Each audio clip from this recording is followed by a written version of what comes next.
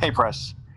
Uh, in watching the film and what we've seen out of Carson the last two games, it seems like there's times when he's overly aggressive, and there's times when maybe he's too timid. For instance, in that red zone against the Rams, when he didn't throw into the end zone and threw out, maybe missed Dallas at one time. But why are we seeing this dichotomy with Carson right now, and is it a problem?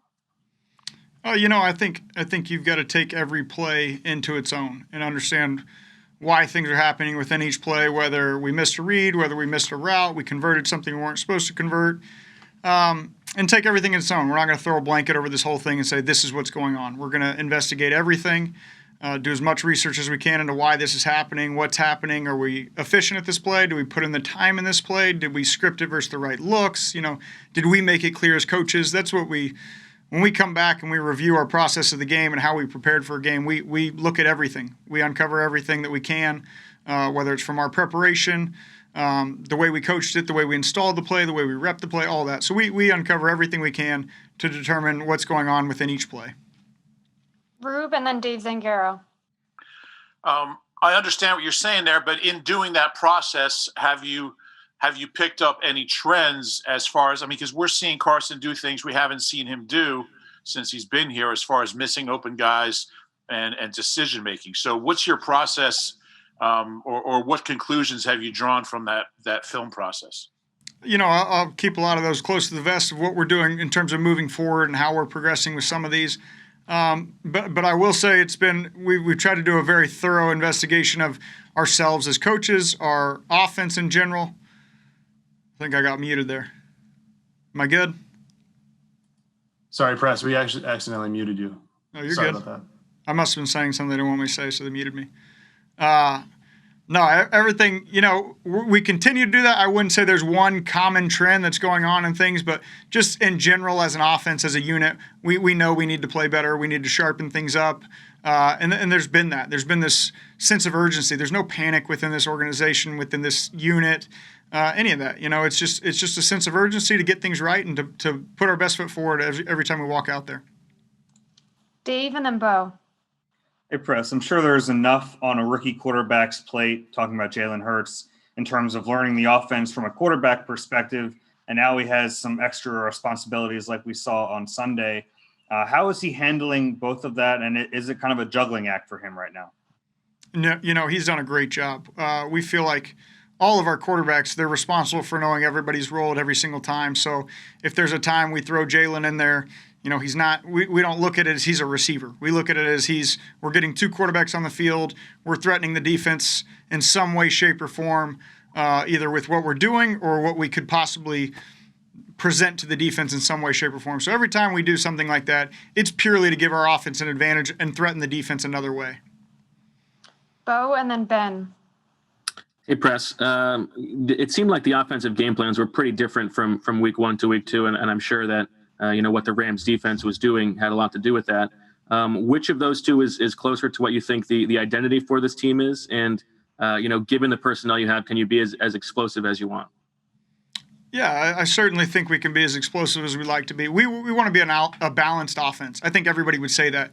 And when I say balance, I don't mean we want to, be 50-50 necessarily. We want to be balanced in that we can do what we need to do that week to win. Whether that is run the ball 60 times, throw the ball 60 times. That's the balance we want, where we can go dictate, we can be on the attack, we can be, moving forward and attacking the defense the best way we see fit to win that week. And every single week that may change. You obviously want to be making sure you're doing things you're good at and putting your best foot forward in terms of what we're asking guys to do, what they're really good at. But we'd like to be balanced in the sense that we can do what we need to do to win that week. Ben and then Zach. Hey, Press, Ben Baby from ESPN here. You and Zach have kind of followed very, similar paths. You guys both quarterbacks at Norman High, both at Butler, both kind of NFL assistants, all within the same kind of time range. What's that dynamic been like as you've kind of followed in his footsteps and y'all kind of done a lot of the same things throughout y'all's career?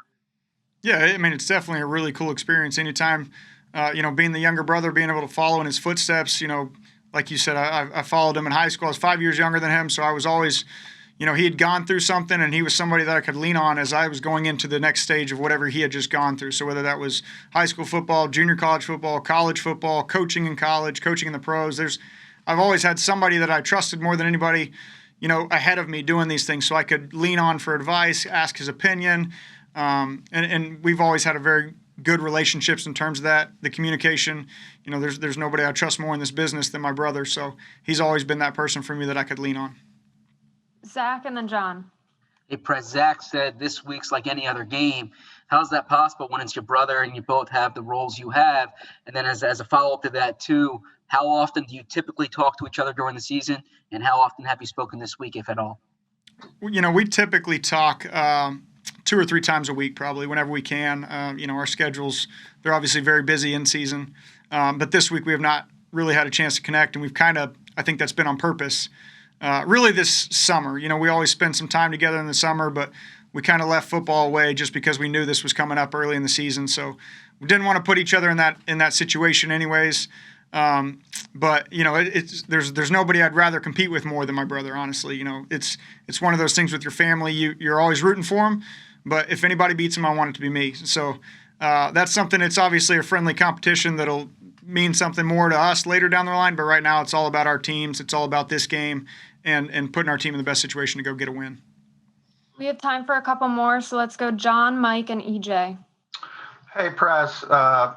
We've talked about this before, but the adjustment with your added duties, and we talked to Doug this morning, he mentioned game day, you're kind of the filter between him and the rest of the offensive coaches. So just what has been that kind of adjustment through those first 2 weeks? And that's a lot of added work. How is it kind of filtered down to you and worked for you?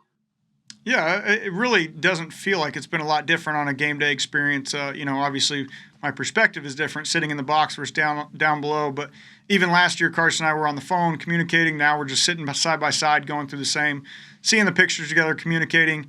And then in between series, getting together with the other coaches and making sure we're all on the same page with adjustments.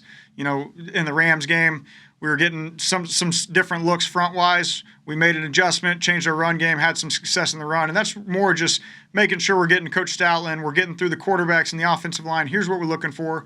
Here's the adjustments we need going forward. This is something to feature.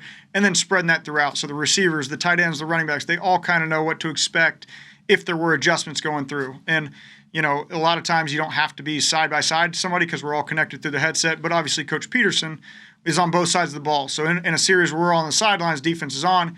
A lot of times coach is out by the sideline. We'll make sure we get everything right amongst the assistant coaches and even the players on the field. And then we'll get to coach and make sure he gets those adjustments or what we're thinking, what we're talking about, where we're going into the next series as we go.